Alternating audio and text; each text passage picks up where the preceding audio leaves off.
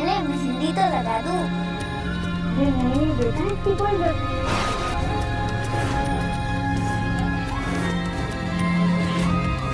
जब सुजाता राधिका के हाथों में दिव्यम का नाम नहीं लिखने देती और रानी के हाथों पर दिव्यम का नाम लिख देती है, तभी भोलेनाथ और माँ पार्वती बंसल परिवार में एक लड़की का भेष बना के आते हैं।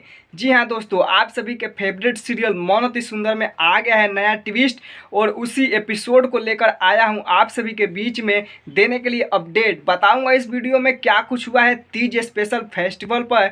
तो दोस्तों बने रहिए वीडियो में अंत तक और वीडियो को लाइक करके चैनल को सब्सक्राइब करिए। दोस्तों होता ऐसा है कि जब दादी तीज के त्यौहार पे सबको गिफ्ट दे रही थी, तभी सबको गिफ्ट मिल गया था और राधिका को भी देती है एक गिफ्ट और बोलती है कि यह सुजाता को देकर आओ। सुजाता को देने के लिए राधिका जाती है, फिर रास्ते में सोचती है कि दिव्यम जी आउट हाउस में बोल रहे थे कि तुमने पहले तलाक दिया है, लेकिन मैंने ऐसा कुछ नहीं किया है। यही सब कन्फ्यूजन उसके मन में चल रहा था, तो वो सोच रही थी कि आखिर दोनों कार्ड ला के मुझे तो दी थी सुजाता जी, तो क्यों ना मैं माँ से ही पूछ लूँ। फिर सोचती है कि माँ से नहीं पूछूंगी क्योंकि आज पर्व है और पर्व पे मैं नहीं चाहती कि माँ गुस्सा हो जाए, क्योंकि वो पहले से ही मुझ पर गुस्सा है। दोस्तों आगे देखते हैं कि दिव्यम अपनी माँ को एक फाइल देता है, जिस फाइल को बोलता है कि माँ ये तुम रख लो। फिर वो बोलती है कैसा फाइल है, बोलता है ये मेरी कुछ इंपॉर्टेंट फाइल है माँ, इस पर अपनी आँखों के काजल से टीका कर दो, काला टीका,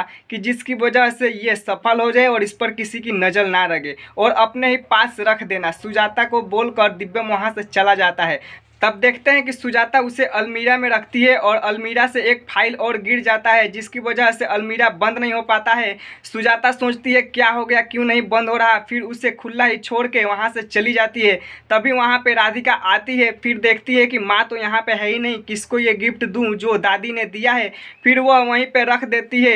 भगवान भोलेनाथ की कृपा से वहाँ पर आंधी आती है, तभी वो अलमीरा खुला हुआ ठकठकाने लगता है, तो जाके उसे बंद करने की कोशिश करती है। राधिका बोलती है कि माँ ने तो खुला ही अलमीरा छोड़ दिया है। वह बंद करती है, वह बंद नहीं होता, फिर उसे दिख जाता है वो गिरा हुआ फाइल। फिर वो फाइल उठा के बोलती है कि यह कैसा फाइल है, इसे इसी में रख देती हूँ, नहीं तो माँ बुरा मान जाएंगी। तभी उसी में से तलाक वाला पेपर नीचे गिर जाता है, जिसे देख करती है ये दिव्यम जी का तलाक वाला पेपर और इस पर तो नकली साइन लग रहा है। वह हाथों से मिटका कर देखती है तो स्याही मिटिक जाता है। फिर वह कंफर्म हो जाती है कि दिव्यम जी तलाक नहीं दिए हैं, बल्कि हम दोनों को अलग किया जा रहा है, और सारी बातें की सच्चाई वहाँ पे उसे मिल जाता है। फिर वह काफ़ी ज़्यादा खुश होती है और उसी घर में नाचने लगती है। बोलती है कि पहले तो मैं जग्गू जी के लिए यह तीज का त्यौहार कर रही थी कि मेरे पापा जी ठीक हो जाएं, पर मैं अब दिव्यम जी के लिए पूरे मन से इस तीज को करूंगी। उसके आगे दोस्तों देखते हैं कि सारे लोग बंसल परिवार में तैयार होके आ जाते हैं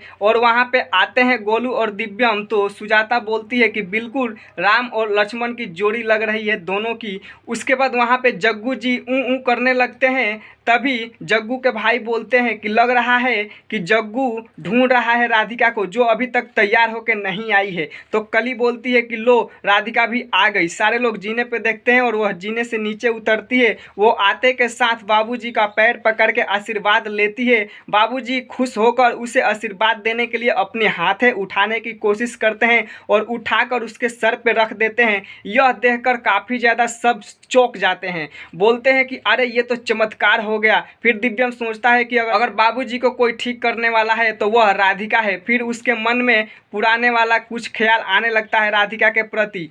फिर देखते हैं कि दिव्यम खुश होकर राधिका को गले लगाने जाता है, तो रानी समझ जाती है कि यह गले मिलेगा, तो दिव्यम से पहले ही राधिका के गले लग जाती है और बोलती है कि वाह तुमने तो चमत्कार कर दिया। वहीं पे सुजाता काफ़ी ज़्यादा गुस्से के साथ मन में सोच रही होती है कि चाहती तो मैं भी हूँ कि दिव्यम के पापा ठीक हो जाएं, लेकिन उससे पहले चाहती हूँ कि रानी और दिव्यम की शादी हो जाए और यह कलमुही राधिका हमारे वंशल परिवार से बाहर चली जाए।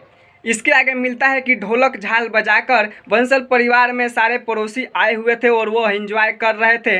वहीं पे देखते हैं कि सुजाता अपने हाथों में मेहंदी लेके आती है और बोलती है रानी से कि लाओ लाओ मैं तुम्हें मेहंदी लगा देती हूँ। फिर वह दिव्यम का नाम रानी के हाथों पे लिख देती है। और वहीं पे देखते हैं कि कली आती है और बोलती है अपनी सासू माँ ताई से कि ताई जी मेरे हाथ में गोलू का नाम लिख दो। तो वहाँ पे ताई काफ़ी ज़्यादा गुस्सा होती है और बोलती है कि मेरे बेटे का नाम गोलू नहीं गौतम है, समझती नहीं क्या कली। तो कली अपने हाथों पे गोलू लिखवाना चाह रही थी क्योंकि वह बोल रही थी कि मैं उन्हें प्यार से गोलू ही कहती हूँ। तो एक लड़की उसके हाथों पे गोलू लिख रही थी।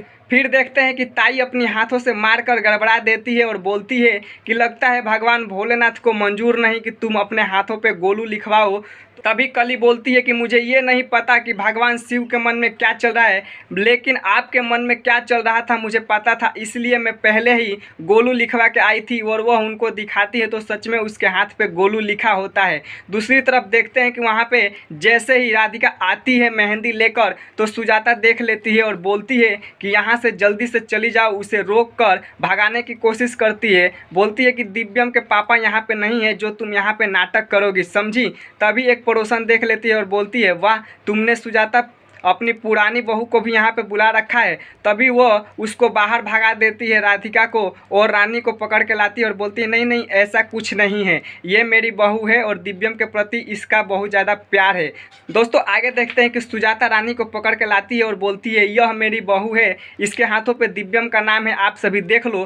तभी सारे लोगों को हाथ दिखाती है तो सारे लोग देख के हंसने लगते हैं। तब देखती है कि उसके हाथों का दिव्यम का नाम जो होता है मिटिक जाता है। दरअसल ऐसा होता है कि जब वह कली को झूला झूला रही थी तो झूला झूलाते समय उसके ध्यान से उतर गया था कि मैंने हाथों में दिव्यम का नाम लिखा है और वहीं पे सारा लीपा पोती हो जाता है। दूसरी तरफ खंभे में भी वह पोत दी होती है, अपने हाथ को ध्यान नहीं दे पाती। दोस्तों वहाँ से जब राधिका जाती है तो आगे देखते हैं कि दिव्यम भी आगे से आता है, तभी दोनों टकरा जाते हैं और वहाँ पे टकराने के बाद दोस्तों गिरने गिरने होती है राधिका, तभी दिव्यम पकड़ लेता है।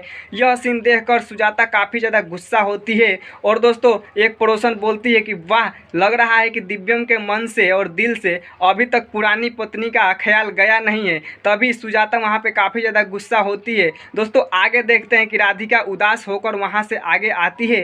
तभी देखते हैं कि एक लड़की के रूप में कोई बैठा होता है भगवान शिव के मंदिर के पास। तभी वो आती है तो बोलती है तुम कौन हो। तो बोलती है अरे दीदी ये सब छोड़ो, पहले अपनी हाथ दो मैं मेहंदी लगा देती हूँ।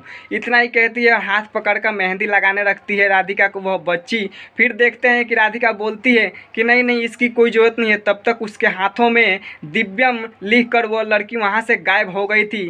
तब वह सोचती है कि अरे वो बच्ची कहाँ चली गई। दोस्तों आगे देखते हैं कि जब बढ़ती है आगे की तरफ राधिका तो देखती है कि पैरों के निशान उगे हुए हैं। तभी वह समझ जाती है कि ये माँ पार्वती थी, मुझे आशीर्वाद देने आई थी तीज के त्यौहार में। दोस्तों आगे देखते हैं कि क्या कुछ होता है, नेक्स्ट एपिसोड में बताऊंगा आप सभी को। मिलते हैं नेक्स्ट वीडियो में। वीडियो देखने के लिए धन्यवाद और चैनल पर नए हैं तो वीडियो को लाइक करके चैनल को सब्सक्राइब कर लीजिए, क्योंकि इस चैनल पे आप सभी को अपडेट सबसे पहले मिलता रहेगा।